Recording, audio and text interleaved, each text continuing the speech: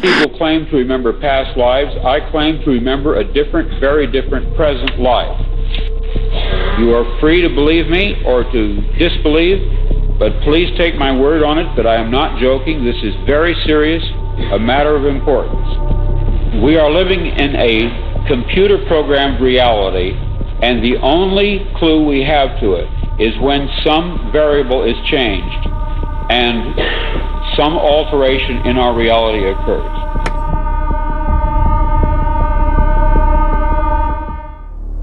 Science fiction. It's a genre that focuses on possibilities, what-if scenarios that sprout wayward tendrils, from current scientific understandings to the fantastic. More often than not, the primary plot point is adventure through space and time, and human interactions with alien species, or acts of heroism. Philip K. Dick was a science fiction author who started from these springboards, but launched his stories into exploring the realm of the human mind. Instead of just focusing on what aliens are like or what technology could be, his concern was, what does it mean to be human? And what is the fundamental nature of reality? From his birth on December 16, 1928 in Chicago, Dick was immediately burdened by a question of what if? Born premature with a twin sister named Jane, the strains of the Great Depression made his mother choose to give more milk to Philip, leading to the eventual death of his twin sister in just 6 weeks.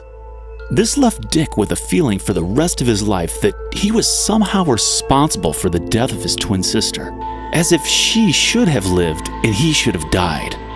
His mother Dorothy told him that his sister had dark hair, and there is a recurring theme in Dick's later work of a dark-haired girl that is tethered to an alternate reality where he is actually dead. And oh, it gets creepier. When his sister was buried, the family created a dual headstone awaiting the inscription of Philip's name and date of death. All his life, he had a grave waiting for him. Early on, it was clear that he was what we would now call non-neurotypical. Wired differently from others, he suffered as a child from fear of eating in public and a fear of vomiting. His parents' divorce at age 5 moved him from California to Washington, D.C., and then finally to Berkeley, California. During this time, there was one shining light for Dick. He and his childhood friend Ray Nelson, a fellow sci-fi author who created the short story 8 O'Clock in the Morning, which would later be adapted into the John Carpenter film They Live, discovered science fiction pulp magazines that they read voraciously. For Dick, these stories provided an escape from his own thoughts that haunted him. However, sometimes his anxiety would prove to be debilitating, and during his first year at the University of California, it got bad enough that he decided to just drop out. Also during this time, he had a brief marriage that only lasted a few months and started working at the Art Music Company around 1948. While working at the record store, he began writing and met his second wife, Cleo, whom he married on June 14, 1950. This would be his longest-lasting marriage, but not his last.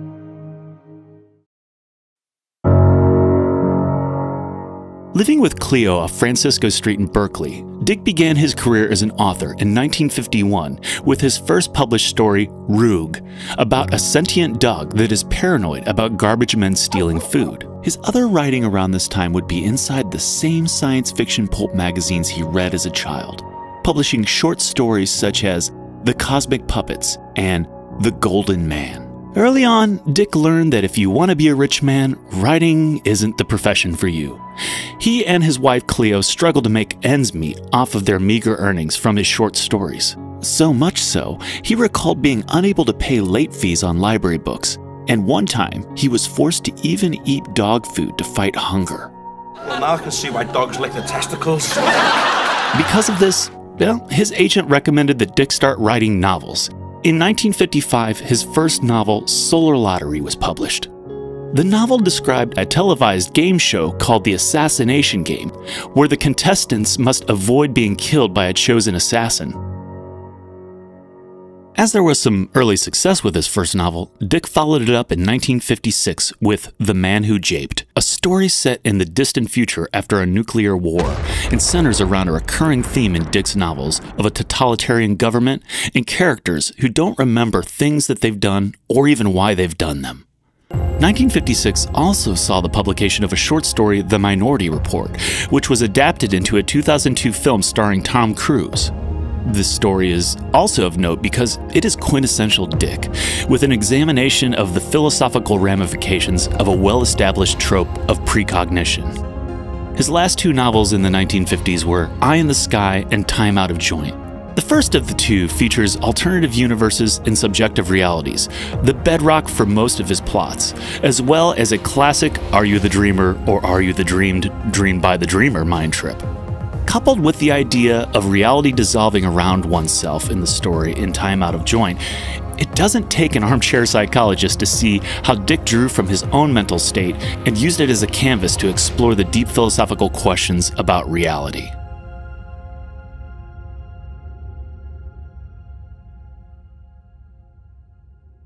At the end of 1959, Philip and Cleo had moved to Point Reyes Station, where they were introduced to a new neighbor, Anne Williams Rubinstein, a widow of a well-respected literary figure.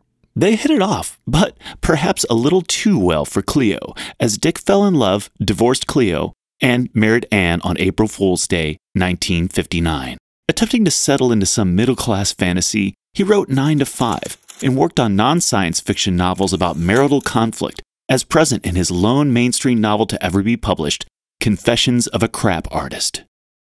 At the time, he also published 2 more science fiction novels, In Vulcan's Hammer and Dr. Futurity. Now, it's time to address the elephant in the room. An elephant named Benny. It refers to a group of drugs called amphetamines, including ups, pep pills, meth, Dex, even Benny. As was fashionable at the time, amphetamines were gobbled up in handfuls by beat writers such as Ginsberg and Kerouac. And Dick, well, he also partook. Oh, how he partook. Dick's friends remember him working 9 to 5 helping Anne with her jewelry business during the day. Then flying with Benny and the Jets at night, writing, repeating the cycle for days on end until he would eventually crash and sleep for 24 hours or more.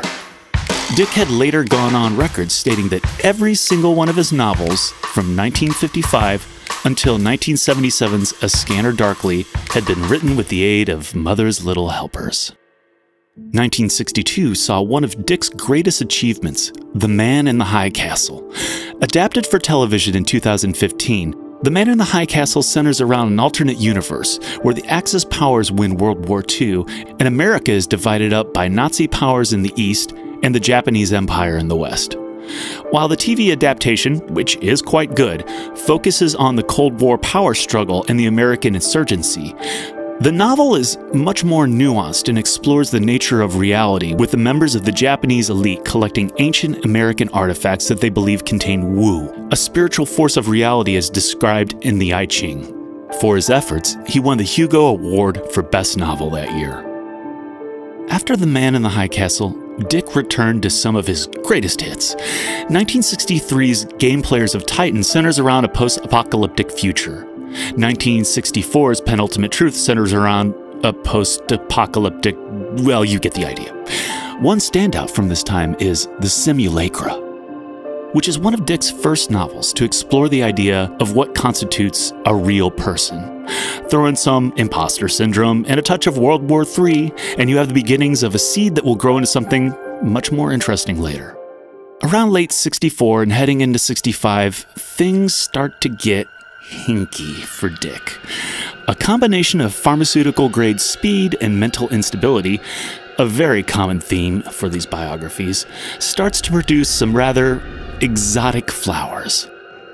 Driving home one night from his writing room, Dick dubbed the hovel, he began to hallucinate and saw a vision of a giant metal face in the sky. And from this, he crafted his novel, The 3 Stigmata of Palmer Eldritch.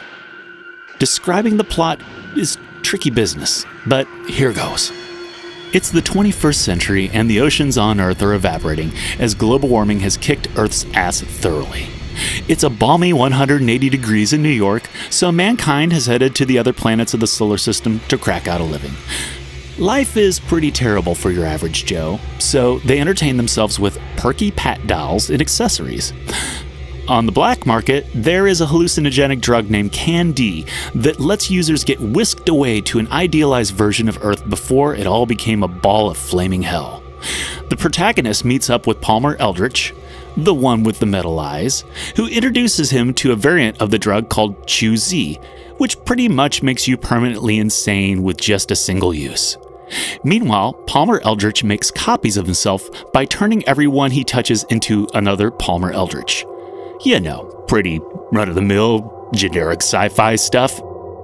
Meanwhile, on the home front, Dick's marriage is turning into horse meat itself. After convincing a psychiatrist to commit Anne to a mental institution and violent episodes where they threw things at each other, he eventually pulls a revolver on her in October of 1965 and tells her to go away. And, pretty into being alive, obliged.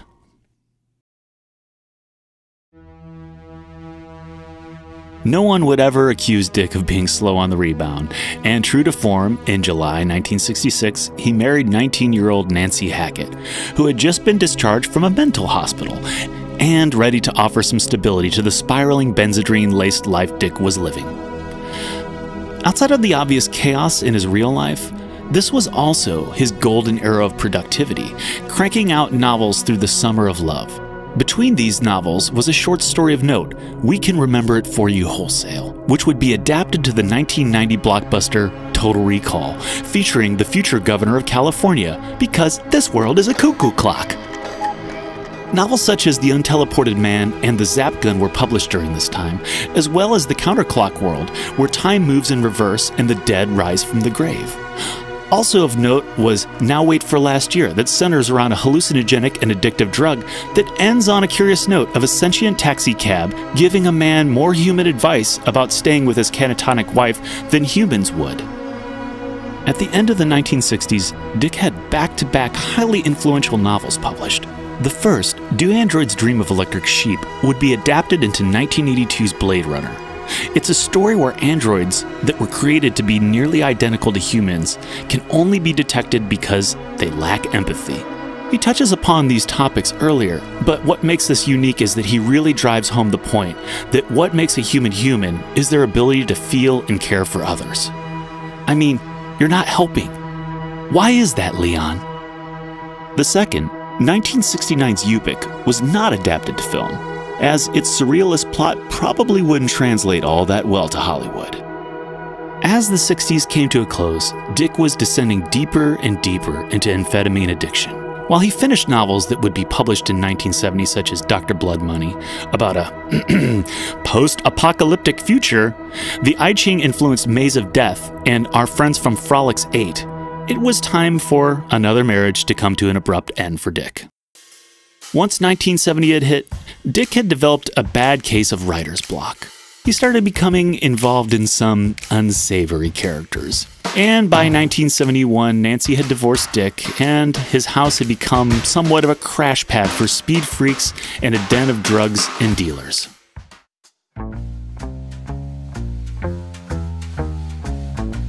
The night of November 17th, 1971, has been discussed in great detail by Dick and even featured in a Rolling Stone profile by Paul Williams in 1975. However, insight from his childhood friend Ray Nelson frames this in a very different way, which we will get into in a bit. That night, Dick came home to discover that his home had been broken into. His stereo was gone, his floor was covered with dust and footprints, and most importantly, his 1,100-pound safe had been opened with explosives and its contents removed.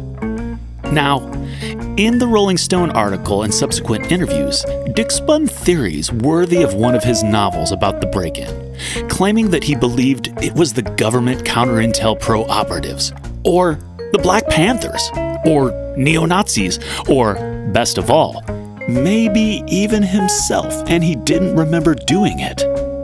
According to Dick, the contents of the safe were manuscripts and business papers. being that Dick could have been viewed as a radical leftist by the Nixon administration and its legacy for being OG, original gate, this seemed plausible to some. However, during an interview, Ray Nelson recalled that a few weeks before the break-in, Dick had been hanging out with a poet, zine publisher, and, oh yeah, drug dealer who razzed Dick that he made more in a week than Dick did in an entire year. Soon thereafter, Ray said that he actually saw the inside of the safe that was broken into, and it contained something other than papers. White for sure, but more of a powdery nature, in plastic bags. Ray's theory, which sure adds up in this context, is that Dick had gotten a bag of powder on loan to sell and make some money, as he wasn't able to write at the time. Being a house of ill repute, someone probably knew this, and some enterprising individual probably decided, why buy when you can steal? Because this was on loan and Dick had no money, and you don't want to owe money to the kind of people that deal in powder, he promptly got the hell out of the States, heading to Vancouver, Canada for a science fiction convention that offered him the opportunity to be the keynote speaker.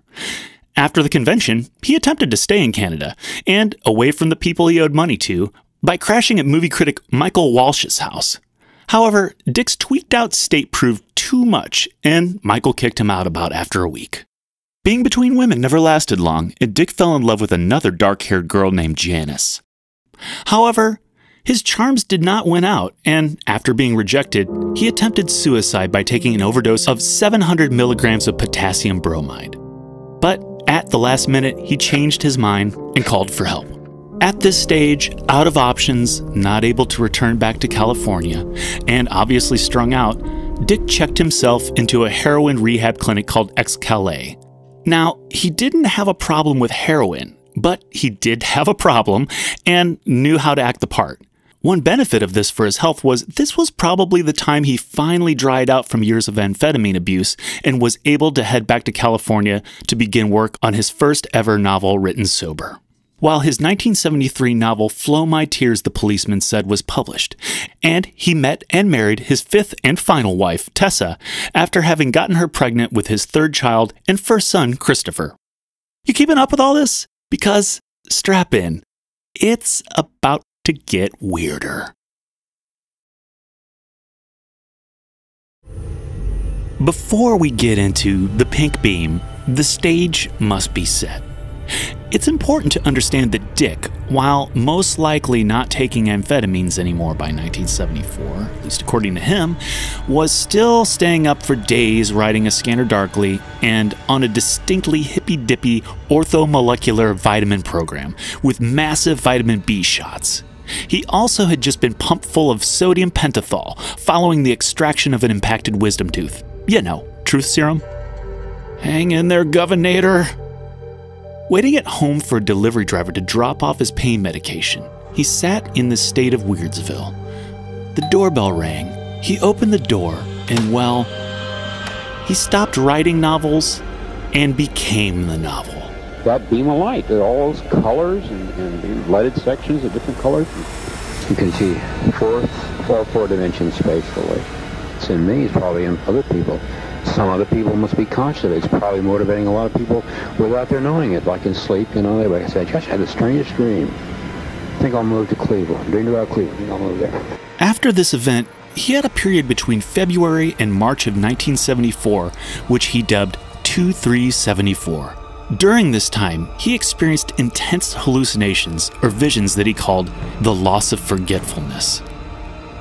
In these visions, he received brief moments where he thought he was actually a Christian being persecuted by Romans in the 1st century AD, along with geometric patterns and an occasional voice that he called Valis, or Vast Active Living Intelligence System. The rational part of Dick's brain chalked this up to the drugs, lack of sleep, or some combination of all the above. However, Dick was a philosopher at heart, and after years of writing about parallel worlds, he began to wonder, did I just experience one? From there, he tried to suss out the source of the beam. Was it the KGB experimenting with brainwave technology in some effort to communicate with extraterrestrials? Did some form of the Holy Spirit open his eyes for a brief moment to show him that the reality that he perceived was not real? What was it? In one of Dick's visions, the Valis voice had told him that his son had a life-threatening medical condition that, if not attended to, could kill him.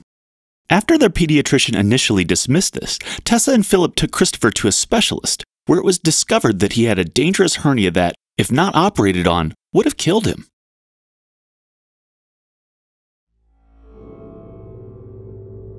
Dick spent the rest of his life trying to understand and unpack this experience.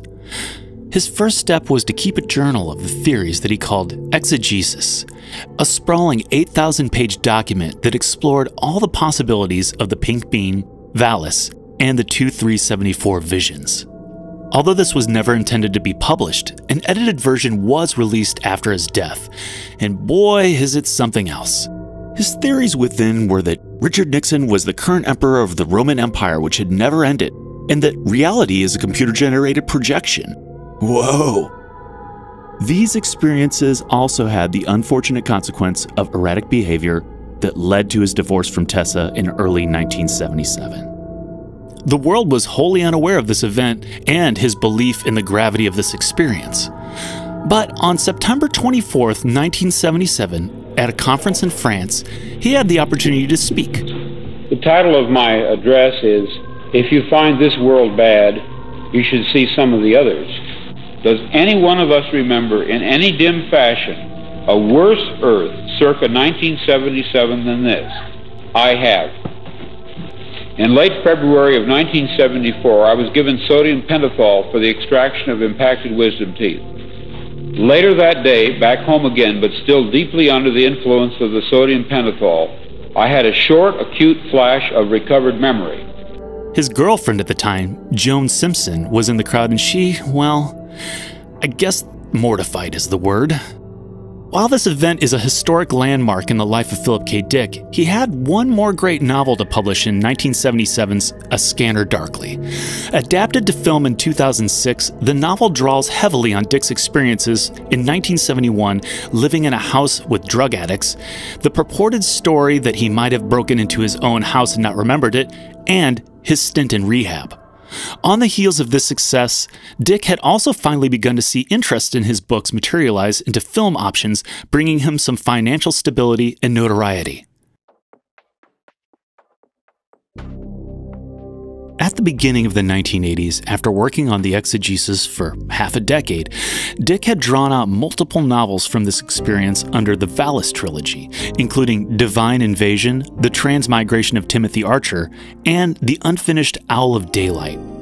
At the time, he was able to see some selected dailies from Blade Runner in production.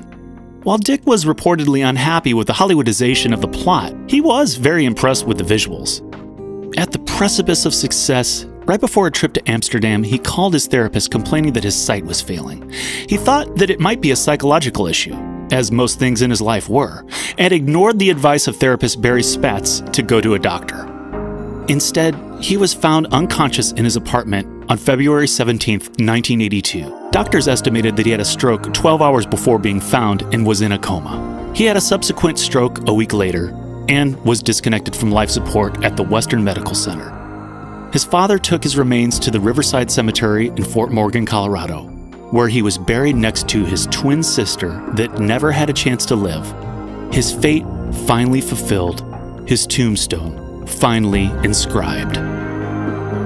Those stories, those wonderful stories, they live on, and every year an interpretation of his work meets a new generation, ready to wonder, what is real? What is human? And what is truth?